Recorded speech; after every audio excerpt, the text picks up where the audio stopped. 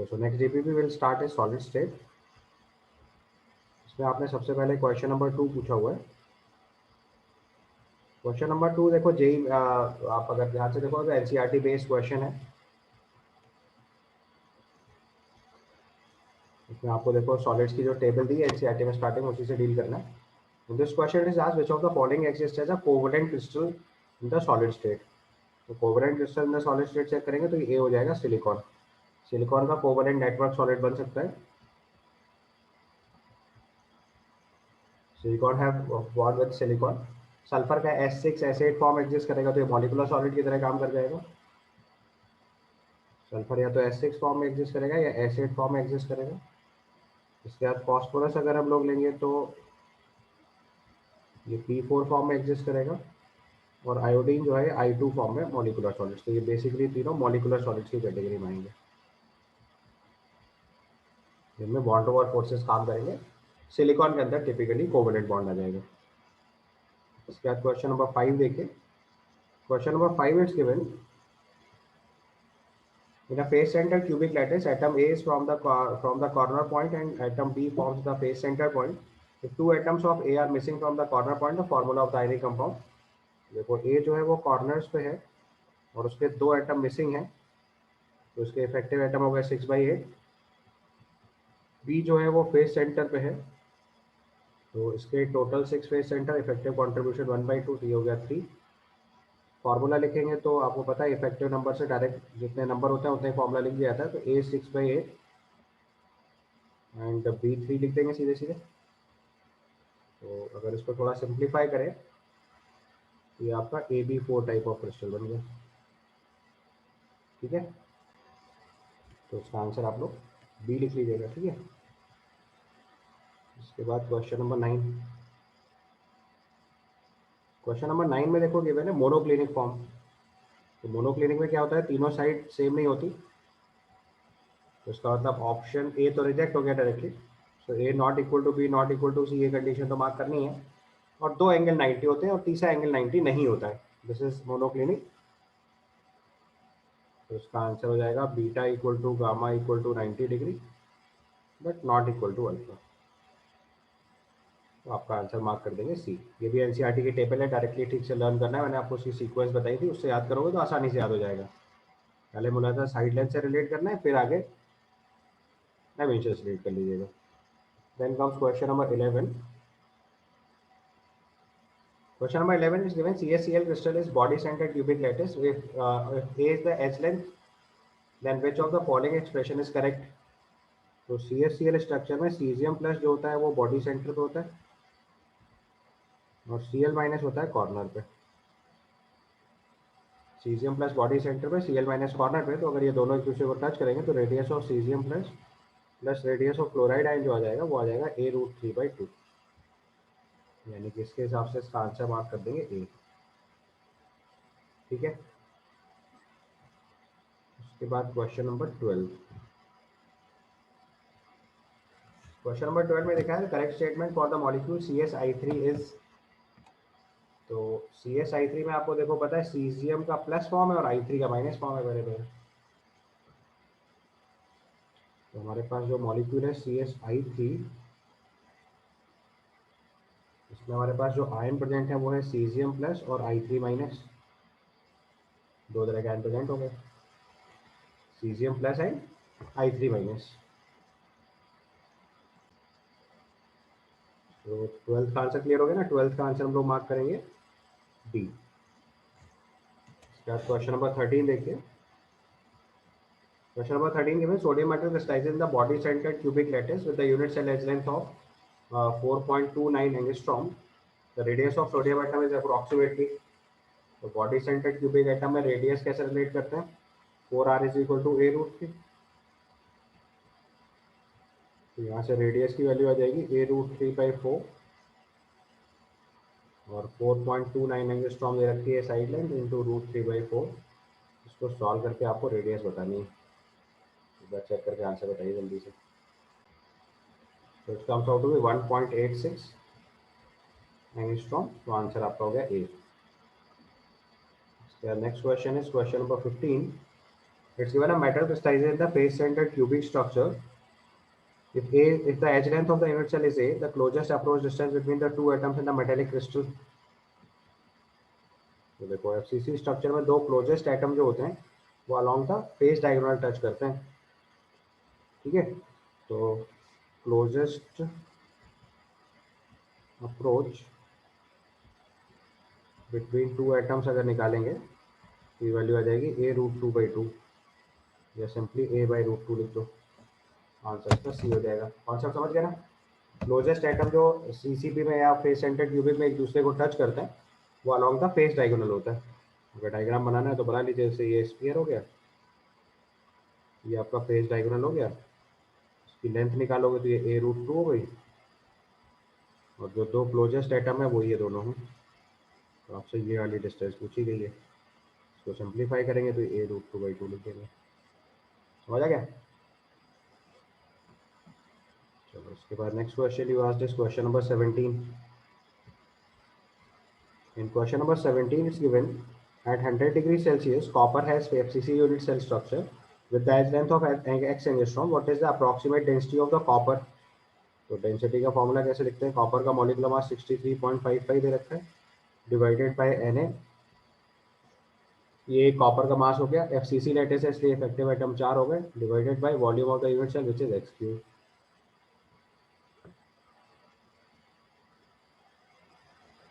Divided by x³।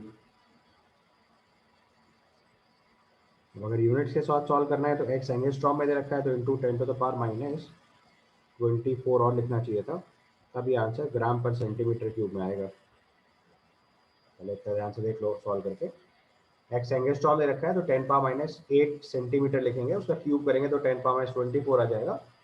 और 63.55 जो unit दे रखा है मास, वो अगर एक एटम का मास मोल में लिखेंगे तो वो 1 मोल का मास 63.55 ग्राम हो जाएगा।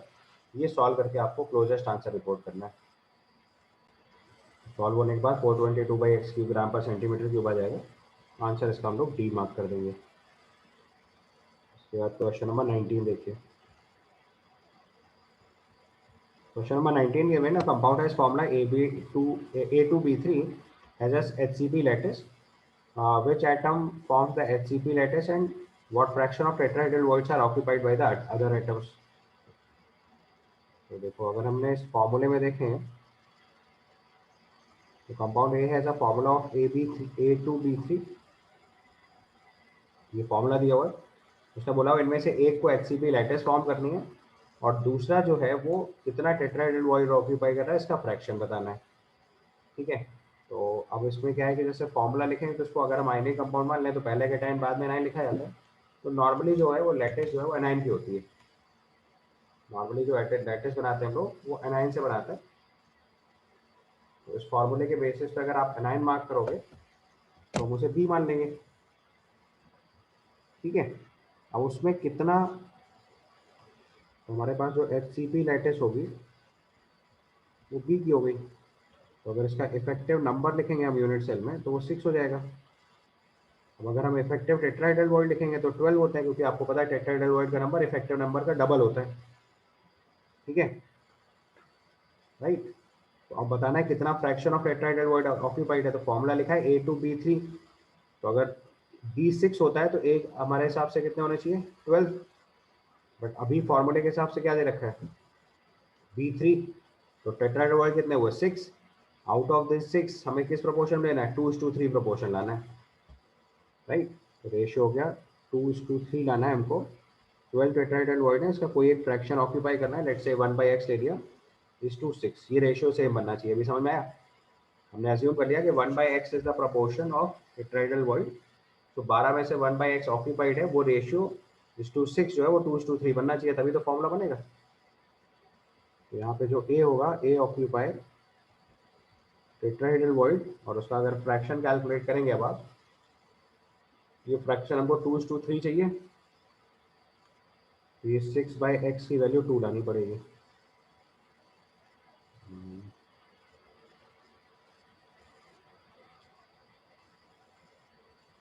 सॉरी, रेशियो को 2:3 चाहिए, तो 12/x की वैल्यू 4 लानी है। यहाँ से सॉल्व करेंगे तो x की वैल्यू 3 आ जाएगी, तो हमारा आंसर हो जाएगा 1/3 tetrahedral gold by A. Answer इसका बी मार्क कर देंगे। ठीक है, इसका आंसर हो गया B19 का। ठीक है, चलो इसके बाद नेक्स्ट क्वेश्चन देखेंगे। This is question number 21। 21 में लिखा है the radius of the largest sphere which fits properly at the centre of the edge of a body centred cubic unit cell is. तो देखो, अगर हम body centred cubic unit cell ले रहे हैं तो उसमें कॉर्नर पे एक एटम होगा, दूसरे कॉर्नर पे एक एटम होगा, और बीच में एज सेंटर आ रहा है आपका। तो आपको बताना है कि एज सेंटर पे जो स्फीयर रखा हुआ है, the centre of the radius of the largest sphere which fits properly at the centre of the edge of a body centred unit cell. तो देखो, बॉडी सेंटर्ड यूनिट सेल में जो हमारी वैल्यू होती है वो 4r is equal to a√3 होता है। तो रेडियस ऑफ स्फीयर आता है a√3/4, और टोटल एज लेंथ हमारी कितनी है, a। तो आपसे पूछा है radius of the largest sphere. Edge centre पे जो रेडियस है स्फीयर की, उसकी रेडियस अगर r1 मान लें तो 2r1 प्लस 2r की वैल्यू a के इक्वल कर देनी है बेसिकली। ये हुआ लॉजिक। तो मैं यहाँ पे जो एज सेंटर पे स्फीयर रख रहे हैं उसकी रेडियस लेट से हमने r1 एज्यूम कर ली। तो 2r1 plus 2r is equal to a। r की वैल्यू आपको एक टर्म में पता है, r1 की वैल्यू एक टर्म में निकल आएगी। यहाँ से सॉल्व करेंगे तो r1 की वैल्यू आ जाएगी a/2 माइनस a√3/4। ठीक है, तो इसको सिंप्लीफाई करके लिखेंगे तो 2 माइनस √3/4 आ जाएगा।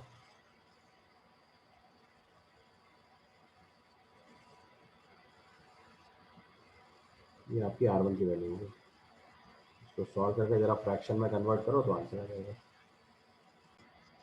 तो 21 का आंसर आपका सी आ जाएगा सॉल्व होकर। 2 माइनस √3/4 ए सॉल्व करोगे तो 0.067 ही आ जाएगा। इसका next question is question number 23। 23 में लिखा हुआ है 0.27 gram of a long chain fatty acid was dissolved in 100 centimeter cube of hexane. 10 ml of this solution was added drop-wise to the surface of the water in a round watch glass. Hexane evaporates and the monolayer is formed.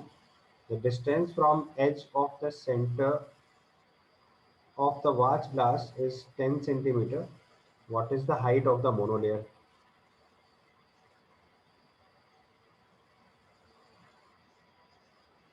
ठीक है, तो आपको क्या करना है, basically सबसे पहले जो फैटी एसिड है उसके अंदर कितना फैटी एसिड है इसके मोल्स निकालने हैं बेसिकली। तो आपको डेंसिटी दे रखी है फैटी एसिड की, और पाई की जगह 3 ले लेना है। करो start. So we have 0.27 gram 100 centimetre cube fatty acid solution. अब इसका हमने 10 ml ले लिया। 10 ml ले लिया तो इसका मास कितना हो जाएगा, 0.027 ग्राम। अब जैसे इसको आपने एक drop by drop on the surface of water in a round watch glass डाला गया तो उससे हेक्सेन जो है एवापोरेट कर गया और एक मोनोलेयर फॉर्म हो गई। तो यहाँ से वॉल्यूम ऑफ फैटी एसिड्स निकाल लो आप। तो वॉल्यूम ऑफ फैटी एसिड लिखेंगे तो डेंसिटी ऑफ फैटी एसिड दे रखा है 0.9 ग्राम पर सेंटीमीटर क्यूब, और मास दिया है 0.027। तो मास अपॉन डेंसिटी कर दो सीधे सीधे, इतने सेंटीमीटर क्यूब वॉल्यूम आ गया। अब जो वॉच ग्लास है उसके ऊपर हाइट निकालनी है तो वो क्या हो जाएगा, बेस एरिया इंटू हाइट। तो दूसरे तरीके से वॉल्यूम निकालेंगे तो आ जाएगा pi R square into H will be equal to 0.027/0.9। Question बोला पाई की वैल्यू 3 ले लो, और distance of edge to centre of the watch glass is given 10 centimetre. का मतलब ये रेडियस हो गया 3 into 10 in square into H is equal to 0.27/9। ये इसको सीधे सीधे 0.03 लिख लो, राइट। यहाँ से सॉल्व करो तो एच की वैल्यू आ जाएगी 3 कैंसिल हो जाएगा, 10⁻⁻⁴ सेंटीमीटर बनेगा। इसको मीटर्स में कन्वर्ट करेंगे तो 10⁻⁻6 मीटर्स हमारे लिए आंसर हो जाएगा। ठीक है, यहाँ से एच लिखेंगे 10⁻⁻6 मीटर्स, यानी कि आंसर बी रिपोर्ट करेंगे। ओके, तो जो फैटी एसिड था हमने उसका वॉल्यूम निकाल लिया पहले, और फिर वॉच ग्लास में जो उसका सरफेस एरिया था वो निकाल लिया, उससे हाइट निकल आई है। मोनोलेयर है इसकी एग्जैक्ट हाइट पता चलेगी। इसके बाद question number 24। Question number 24 is given. Consider the BCC unit cell of the solid 1 and solid 2 with the position of the atoms as shown below. The radius of atom B is twice the radius of atom A. The unit cell edge length is 50% more in solid 2 than in A. What is the approximate packing fraction of solid 2? तो देखो सबसे पहले जो solid A है वो BCC arrangement दिख रहा है आपको पहले?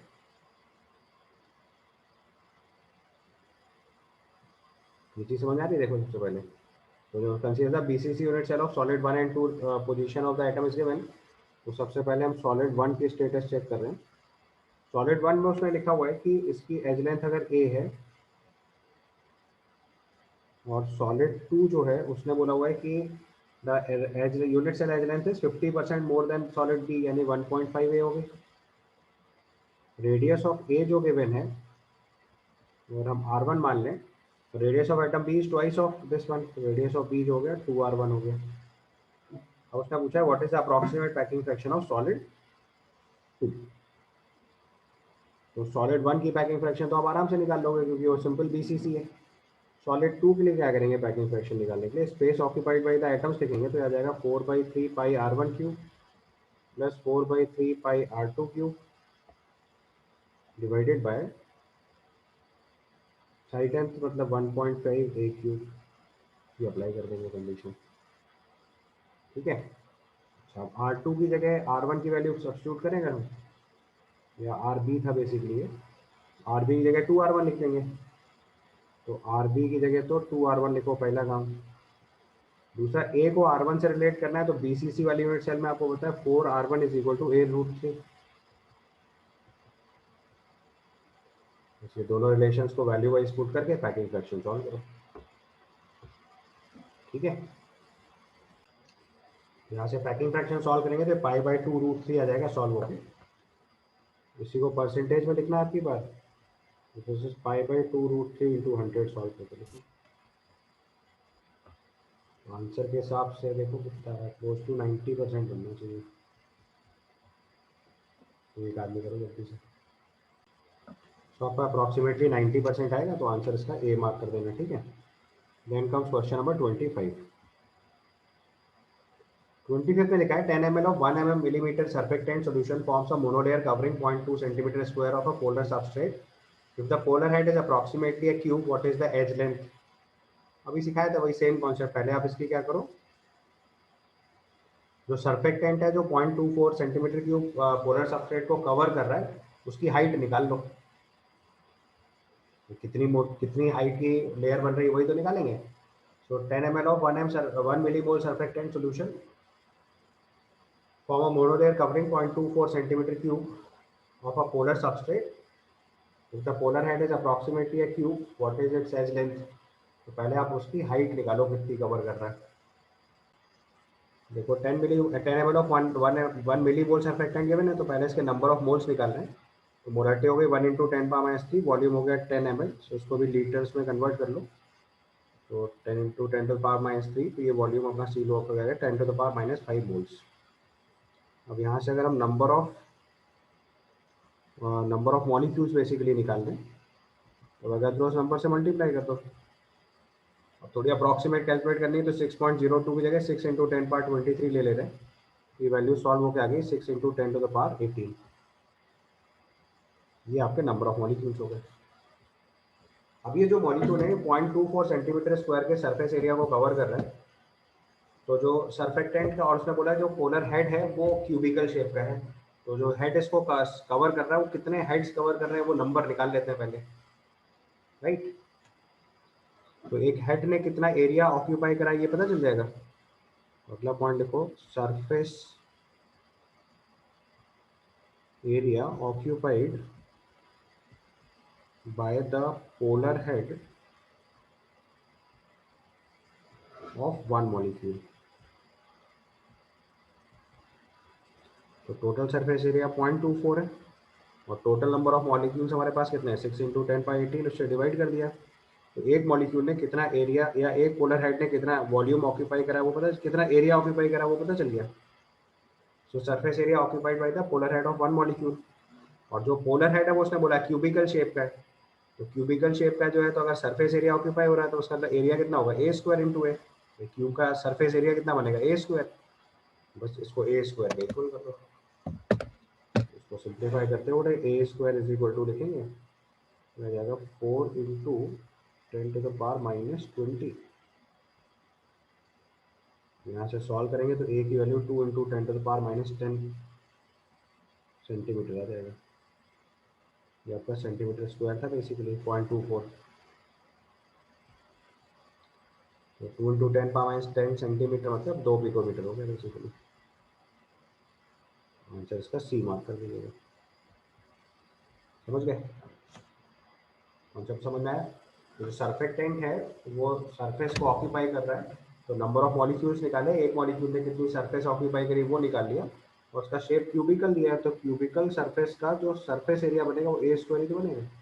जैसे जैसे क्यूबिकल हेड होगा तो उसका कितना पार्ट सरफेस को ऑक्यूपाई करेगा, ये नीचे वाली सरफेस ऑक्यूपाई होगी, जिसको हम लोग ए स्क्वायर मान लेंगे।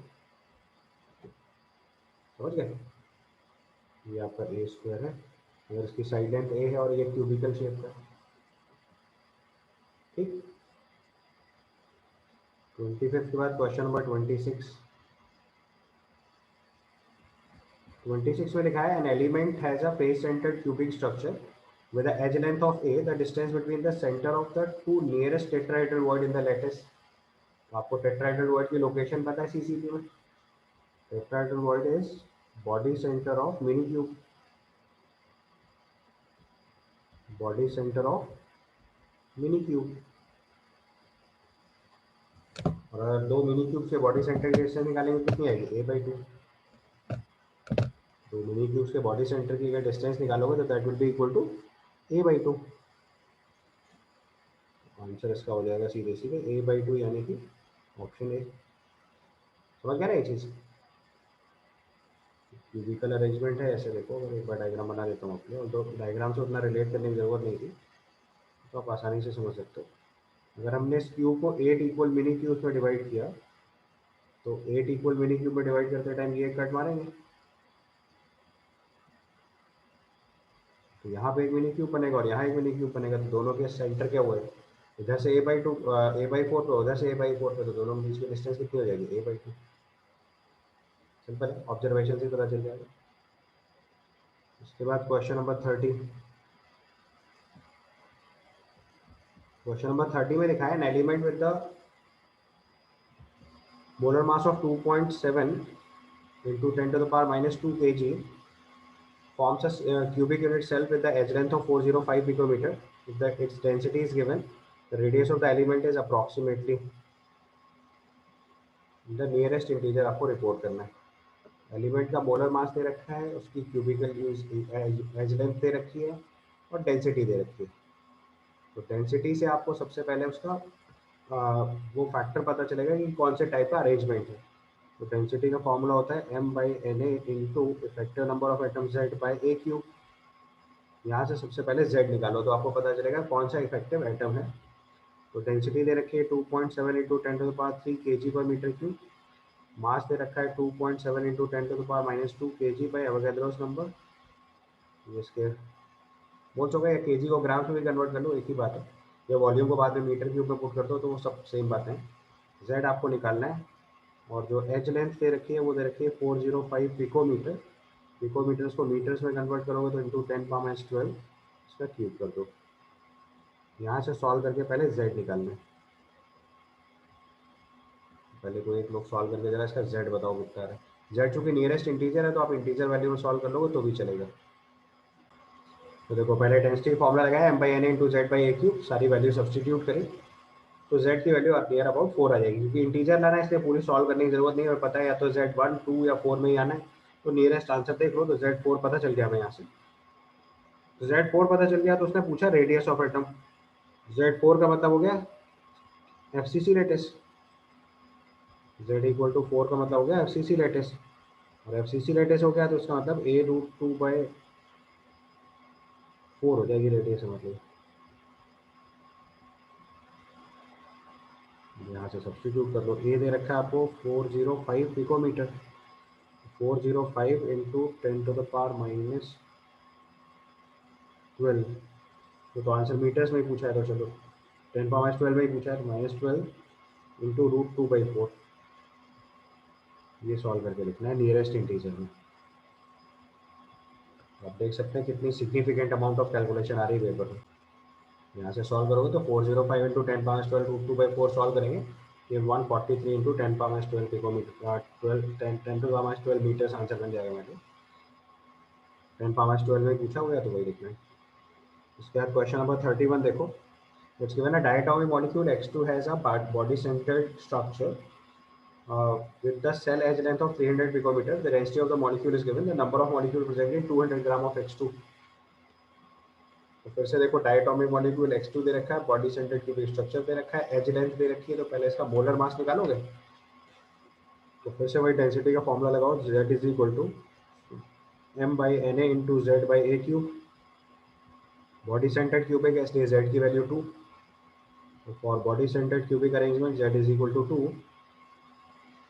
डेंसिटी दे रखी है 6.17 ग्राम पर centimetre cube is equal to molar mass grams में निकालना है। अवेगात्रोस नंबर 6 इंटू 10⁻23 दे दिया गया है। Z की वैल्यू 2 है और A दे रखा है अपने को 300 पिकोमीटर। तो 300 picometre means 3 into 10⁻−10 centimetre cube. ये सॉल्व करके लाना है आपको। यहाँ से सिंप्लीफाई करेंगे तो M की वैल्यू आ जाएगी 6.17 इंटू 6 और ये आ जाएगा 10⁻24 यानी बाई 27। तो इंटू 27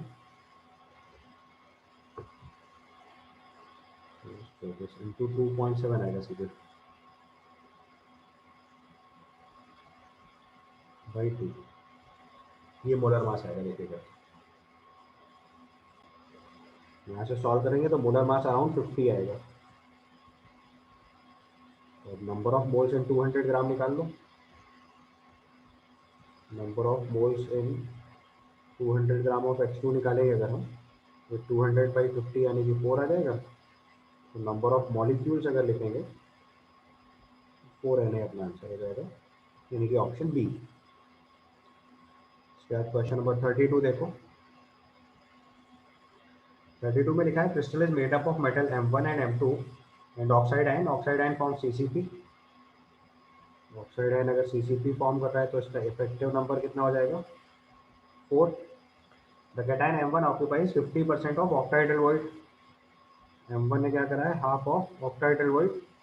तो इसका इफेक्टिव नंबर लिखेंगे तो ऑक्टाइडल वॉइड कितने होते हैं, जितना नंबर होता है 4 और उसका हाफ यानी कि 2।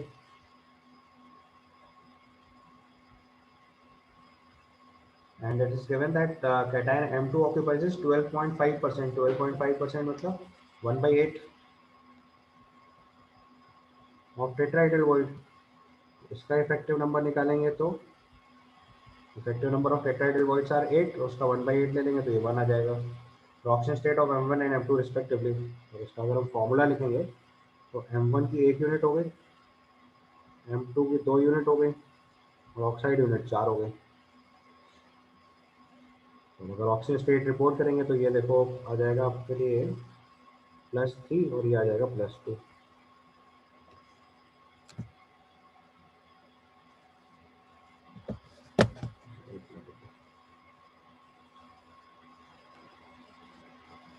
Oxygen state of M1 and M2 respectively. इसमें मैंने उल्टा लिख दिया है, M1 की वैल्यू 2 आ रही है और M2 1 आ रहा है, तो इसको सही करिए। ये हो गया M2 1 2 और M2 1, तो इसका फिर ऑक्सीजन स्टेट बदल जाएगा। तो अब न्यूट्रल बनाने के लिए इसको लिखना पड़ेगा, इसकी ऑक्सीजन स्टेट ले लो +2 और इसके लिए ले लो +4, बिकॉज टोटल निगेटिव तो -8 है। तो 4 + 4 -8 बन जाएगा। तो ऑक्सीजन स्टेट 2 और 4 आ जाएंगे। बस हिट एंड ट्रायल से चेक करना था, पुट करके चेक कर लेना था। आंसर इसका बी बन जाएगा। क्लियर।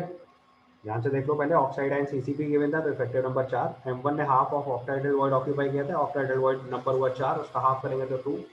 M2 ने 1/8 ऑफ टेट्राहेड्रल वॉइड ऑक्यूपाई करें, टेट्राहेड्रल वॉइड का नंबर 8 होगा, उसका 1/8 ऑक्यूपाई करेंगे तो 1 हो गया।